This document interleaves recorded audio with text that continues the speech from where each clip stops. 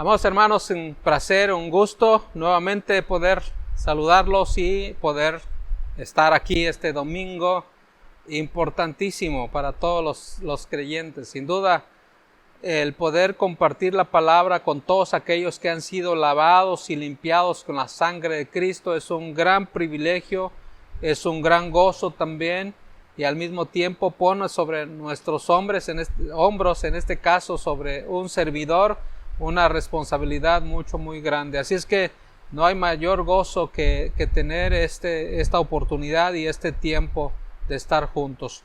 Voy a pedirles que abran sus Biblias en el libro de Éxodo capítulo 20 versículo 3.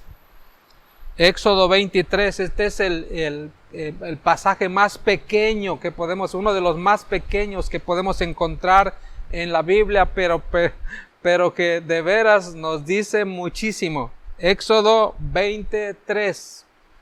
Si ya lo tienen, permítanme hacer la lectura de este pequeñísimo versículo que dice: no tendrás dioses ajenos delante de mí. Eso dice la Escritura. No tendrás dioses ajenos delante de mí. Si ustedes recordarán, en el mensaje pasado estuvimos hablando ya, entramos en el tema prácticamente de hablar sobre lo que en un momento dado todos conocemos con respecto a los ídolos del corazón.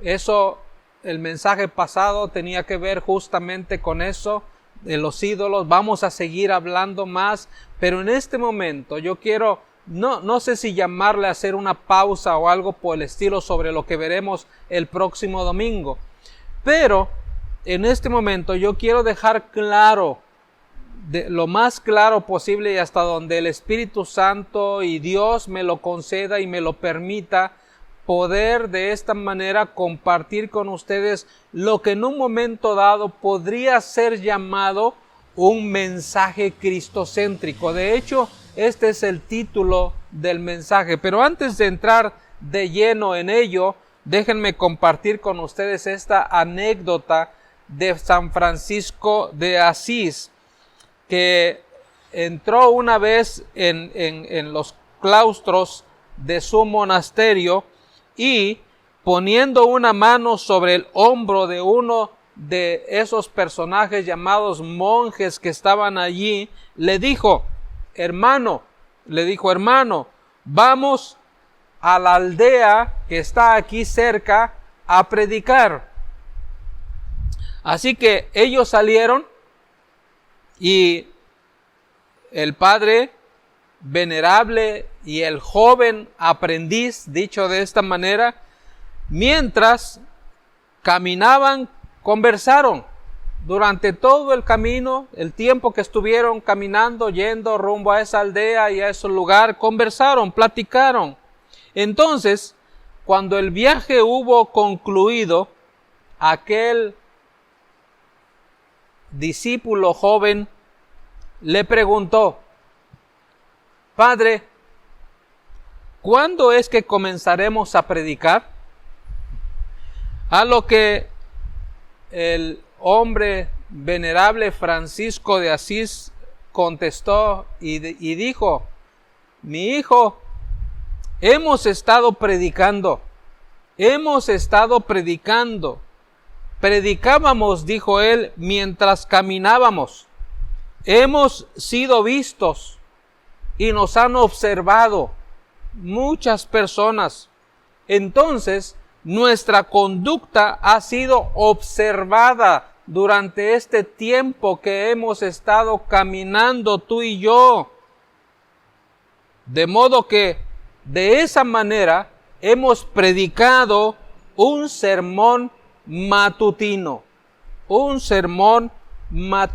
Este fue la anécdota basado en la historia de este personaje llamado Francisco de Asís, un personaje histórico, un personaje real, un personaje que buscó seguir y servir al Señor tanto en lo espiritual como en lo práctico, algo difícil de llevar a cabo, porque a veces sacrificamos lo práctico por lo espiritual o lo espiritual por lo práctico, pero este personaje no lo hizo de esa manera.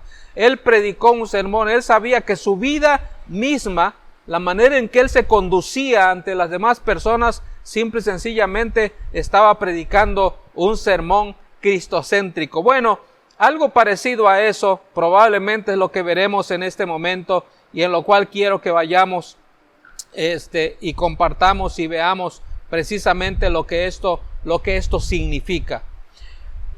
Amados hermanos, este mandato nos dice que debemos tener. ¿Cuál es el mandato? Ahí está, lo acabamos de leer. No tendrás dioses ajenos delante de mí. Ese es el mandato.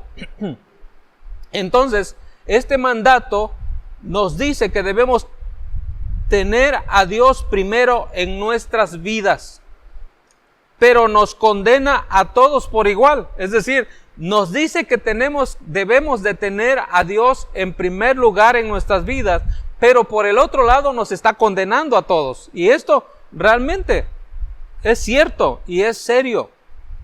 ¿Por qué? Algunos preguntarían. Bueno, contestaremos, porque todos hemos pecado, todos hemos roto este mandamiento. No hay ninguna persona en esta tierra que no haya roto este mandamiento. Es decir, que no haya tenido otro Dios, o que no tenga otro Dios, que no sea el único Dios, vivo y verdadero, como dice la palabra de Dios. Un detalle, otro. Ninguno ha honrado a Dios de la forma que Él merece, pues todos absolutamente tenemos ídolos. Tenemos ídolos. Y esta es la verdad. Por esa razón ninguno ha honrado a Dios de la forma en que Él se merece ser honrado. Porque nuestros ídolos nos ahogan. Nuestros ídolos no lo permiten. Y esto estaremos hablando en el transcurso de este mensaje sobre este tema. Otro. Así que lo primero que quiero decirles a todos es que somos pecadores. Esa es la primera cosa que un mensaje cristocéntrico nos dice, que somos pecadores. Y por último, debemos reconocer nuestra condición de pecadores delante de Dios como resultado de este mandamiento. Es decir, cuando tú lees este mandamiento de no tendrás dioses ajenos delante de mí, lo que debe hacer este mandamiento es llevarnos precisamente y mostrarnos esa condición que tenemos delante de Dios, y como resultado de este mandamiento que nos está básicamente diciendo que nosotros sí hemos faltado. Entonces, el Evangelio siempre va a mostrar nuestra necesidad de Dios, nuestra necesidad de salvación, nuestra necesidad de perdón, nuestra necesidad de arrepentimiento. Eso es lo que siempre el Evangelio nos va a mostrar y nos va a enseñar a lo largo del camino.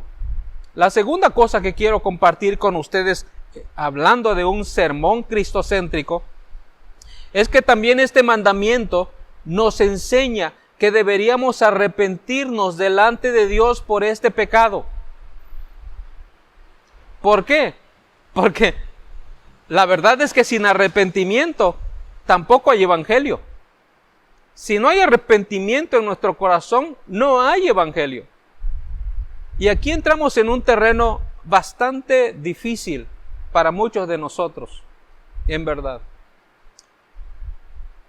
Creo que este tema del arrepentimiento, al menos en lo personal, ha venido a mostrarme algo muy particular en mi vida. Y es justamente eso, que si no hay arrepentimiento, lo voy a decir de otra manera, el evangelio no está funcionando en nuestra vida.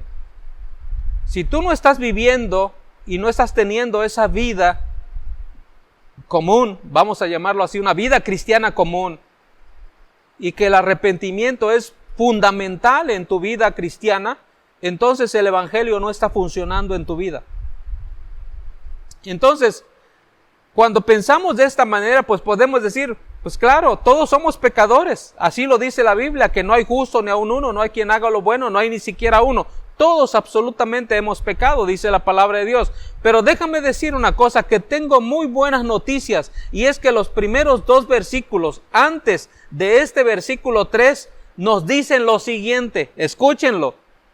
Yo soy Jehová tu Dios, que te saqué de la casa de Egipto, de casa de servidumbre. Eso está antes de este pasaje que estamos leyendo en este momento. Es decir, de casa de esclavitud, dicho de otra manera. Entonces, nosotros somos esclavos de dioses falsos, ídolos falsos, pero el día de la Pascua, en el día de la Pascua, Dios dijo que debía matar un cordero y ponerse la sangre en cada hogar, en cada casa donde se sacrificara ese cordero. Y por favor quiero pedirles que me sigan en lo que estoy diciendo, porque esto es central en lo que estamos hablando en este momento, de que este mandamiento nos enseña que debería arrepentirnos, deberíamos arrepentirnos delante de Dios, porque en realidad este es un pecado, el que nosotros estamos llevando. Entonces, ¿dónde se debería poner la sangre del cordero? Dice la Escritura que sobre la puerta de las casas. Elemento que era necesario para que fuesen liberados, es decir, el poner la sangre en las puertas de las casas, este era el elemento que se necesitaba para que fueran liberados de Egipto, y la señal era la sangre del cordero puesta en la puerta. Entonces, cuando nosotros leemos esto en las Escrituras, nos damos cuenta de este punto muy importante. Por eso, regularmente cuando hablamos del Evangelio, y en particular cuando estamos diciéndole a una persona que Dios puede perdonar sus pecados, le llevamos al punto de decirle que la sangre de Cristo le puede limpiar sus pecados, porque esta es la señal, la sangre que Cristo derramó en la cruz del Calvario para perdonar nuestros pecados, es realmente lo que los seres humanos necesitamos. ¿Para qué? Pues para que no seamos condenados y no vayamos al infierno, como nos dice justamente la palabra de Dios. Entonces, aquí está el elemento clave, pues esto representa la solución que es Cristo. Entonces, liberados de la esclavitud como el elemento clave del Evangelio. Esta es la solución, y la solución es Cristo. Entonces, si nosotros queremos liberarnos de la esclavitud del pecado, de la esclavitud de los ídolos que hay en nuestro corazón, la clave es Cristo Jesús. Entonces, así como Israel fue liberado por la sangre del Cordero, nosotros podemos ser, por medio del Cordero de Dios, que quita el pecado del mundo, podemos ser liberados también. Amigo, hermano, que me escuchas, ¿quieres ser liberado de la esclavitud de los ídolos? Pues la forma, la manera es Cristo. La única, no hay otra, no hay otra. Palabra fiel y digna de que debemos recibir todos, que Cristo Jesús vino al mundo a salvar a los pecadores. Ahí está. Esto es fiel, esto es verdadero, esto es una realidad en la vida de los seres humanos el día de hoy. Entonces, decimos que así como Israel fue liberado por la sangre del Cordero, nosotros podemos también ser liberados por el Cordero de Dios, que es Cristo, y que vino a este mundo para quitar los pecados de los hombres que se arrepienten y que vienen a Él, por supuesto. No hay otra manera, no hay otra forma de hacerlo, ni de serlo inclusive. Entonces, este es el Evangelio que nosotros predicamos, exactamente. Este es el Evangelio, esta es la locura del Evangelio. Muchas personas dicen, no puede ser posible que tan solo tener fe en Jesús, con tan solo creer en Él, yo puedo ser liberado de mis pecados. Pues no existe otro remedio. No hay otro tratamiento que tú puedas tener en tu vida para ser liberado de tus pecados, para que yo inclusive sea liberado de mis pecados. Entonces, no hay un mandato. Obedezcan, inténtalo. Si no lo has podido hacer, ponle más empeño, esfuércese más. Y si eso no es suficiente, esfuércense más todavía. Esa es la mala noticia del fariseo. El mensaje del fariseo es: el justo por la obediencia vivirá. Ese es el mensaje del fariseo. Este no es el Evangelio. Cuando nosotros llegamos a ese punto del cual podemos hablar de que realmente nosotros somos los que podemos hacer, y que si nos esforzamos más y si vamos más y hacemos esto y aquello y todo lo demás, entonces vamos a ser liberados de nuestros pecados. Eso no existe. Eso no es real, eso no es verdadero. Así que cada uno de nosotros tiene que tomar muy en cuenta este punto, porque me parece sumamente efectivo. Este es el Evangelio que nosotros predicamos, no el de hay un mandato, obedezcan, inténtenlo, y si no lo han podido hacer, pónganle más empeño y pónganle más ganas al asunto. Esto no es el Evangelio. Cuando encontramos esto en los escritos de hoy en día que andan por todos lados, cuando te dices que tienes que ser más fiel, es que tienes que leer más la Biblia, es que tienes que orar más, es que tienes que hacer esto y más y échale ganas porque tú puedes hacerlo. Cuidado con esto, porque a donde nos están llevando es justamente a algo que nosotros no debiéramos y no deberíamos, caer en ello. En realidad, esa es la mala noticia del fariseo. El mensaje del fariseo es: el justo por la obediencia vivirá. Necesitamos arrepentirnos de los ídolos. Por supuesto que necesitamos arrepentirnos de los ídolos. Cuando nosotros nos arrepentimos, lo hacemos por nuestros comportamientos, tales como, por ejemplo, mentí, me enojé, y vamos a seguir arrepintiéndonos de esos pecados vez tras vez. Si no nos damos cuenta que hay un Dios falso detrás de ese pecado, entonces viviremos así el resto de la vida.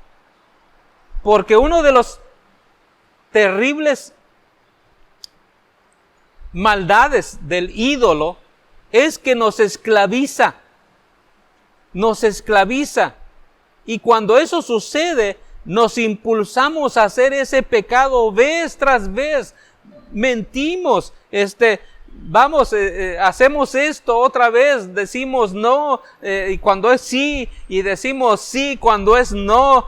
En fin, tantas cosas que nosotros hacemos y que engañamos. A veces nos engañamos unos a otros, y a veces nosotros mismos nos engañamos a nosotros mismos con las cosas que estamos pensando. Y estos son, cuando vemos hacia atrás en este asunto, nos damos cuenta que los ídolos son precisamente los que están estorbando en nuestra vida.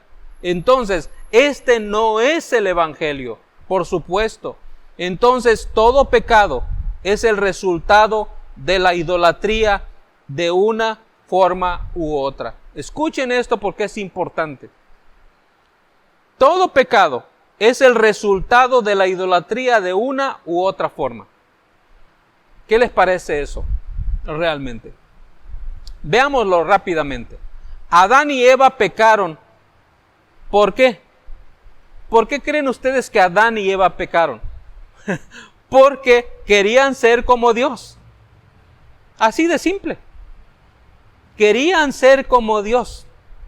Claro, ¿quién de nosotros no quiere tener todo el poder en sus manos y poder dirigir a todos los demás por medio de ese poder? ¿Quién no quiere? Claro que todos lo queremos.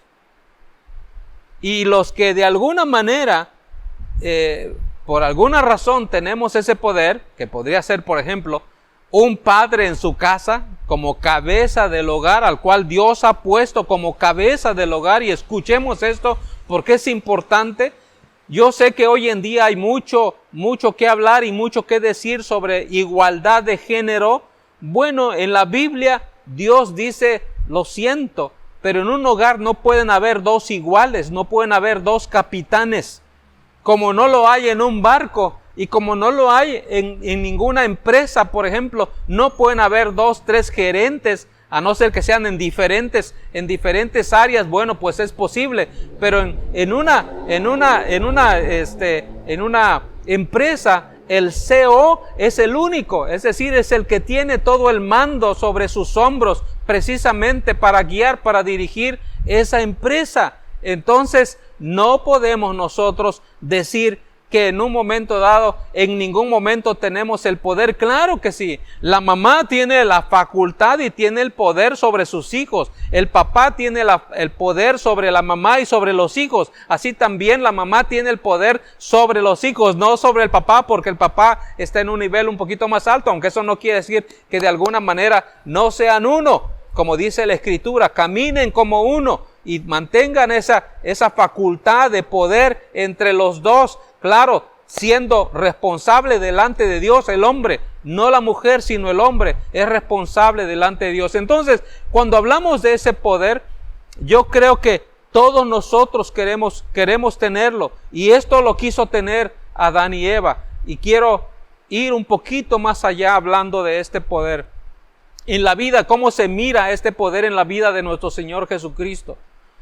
En el capítulo 13 de Juan, dice la Escritura, que sabiendo Jesús, creo que es el versículo 2 o 3 si no me equivoco, sabiendo Jesús que todo el poder le había sido dado de parte de Dios, fíjense lo que Él hizo, fíjense muy bien lo que estamos diciendo, sabiendo Jesús que todo el poder le había sido ya dado de parte de Dios, es decir, todavía no había ido a la cruz, cuando Él ya tenía todo el poder por su obediencia hacia la palabra de Dios, hacia Dios mismo, Él ya tenía todo el poder.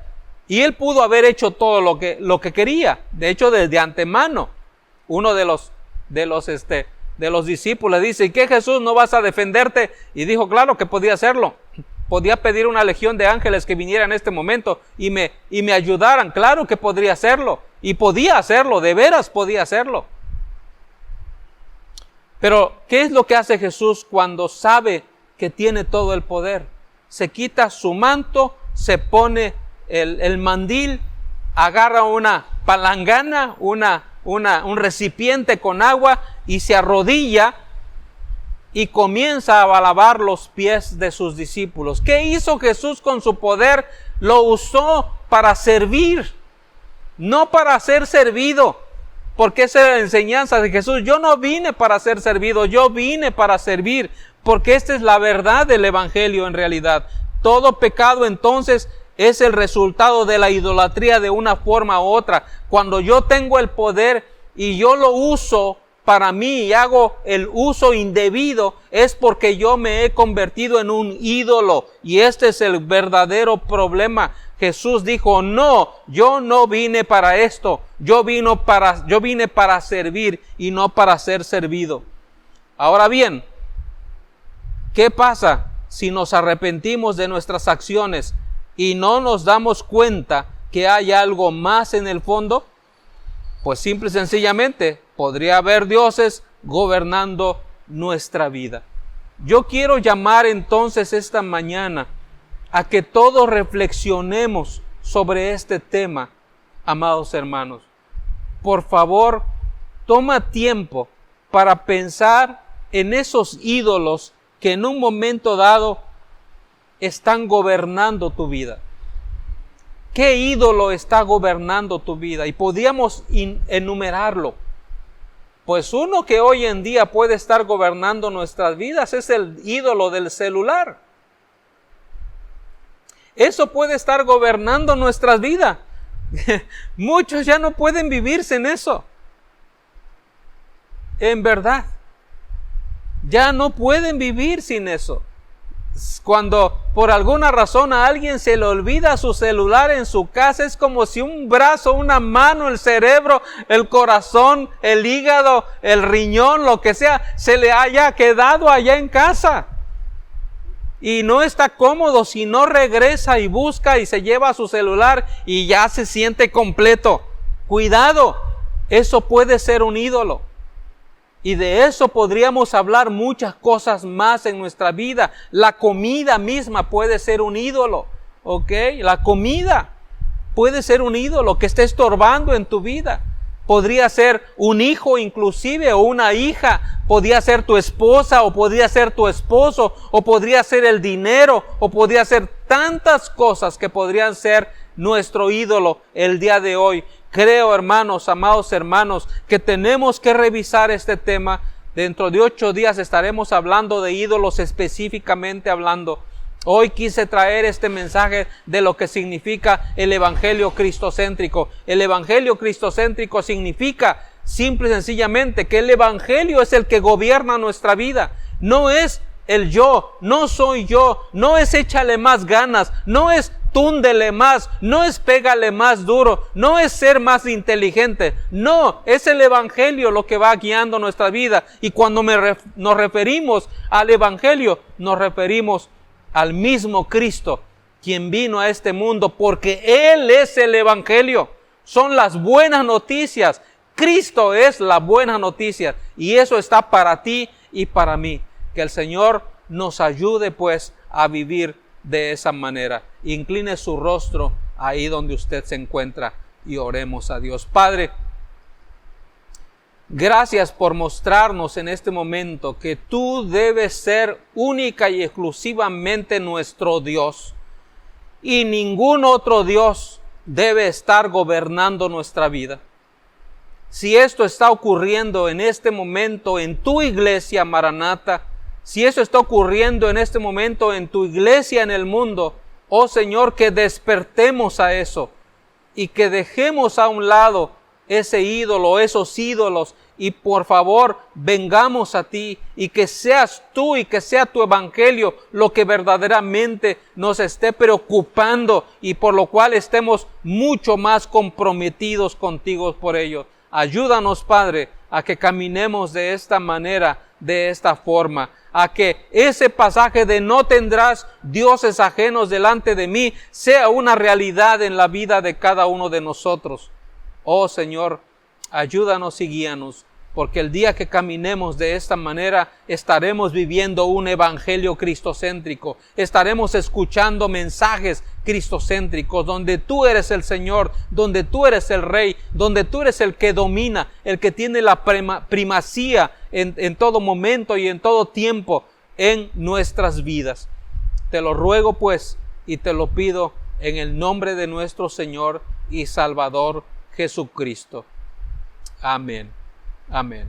Amados hermanos, que el Señor bendiga sus vidas, que el Señor les cuide y les guarde, y que su gracia y su amor y su presencia esté con todos ustedes donde quiera que estén, ahora y siempre. Amén. Amén. Un placer haber estado con ustedes, hermanos. No olviden, por favor, llamar si tienen alguna necesidad, cualquiera que ésta sea, ya sea inclusive si quieren profundizar más en la palabra, llámenos. Podemos trabajar sobre eso y podemos utilizar el medio que tenemos ahora para aprender un poco más de la palabra de Dios. O cualquier otra necesidad, han aparecido ahí en pantalla los teléfonos a los cuales ustedes pueden llamar libremente. Por favor, hágalo en plena libertad absoluta. Dios les bendiga. Que pasen un buen día.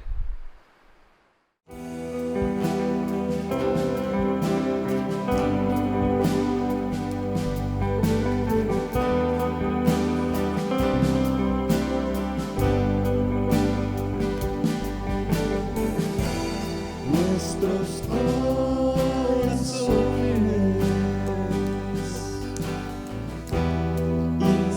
insaciables son